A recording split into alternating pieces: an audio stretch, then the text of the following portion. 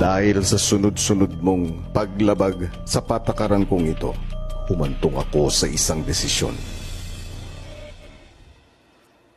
Ikaw ay pinapatawan ko ng forced eviction.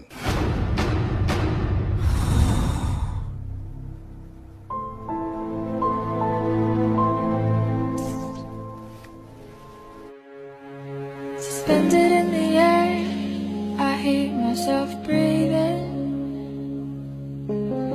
hanging by a thread. My heart is barely beating. I haven't fallen yet, but I feel it coming.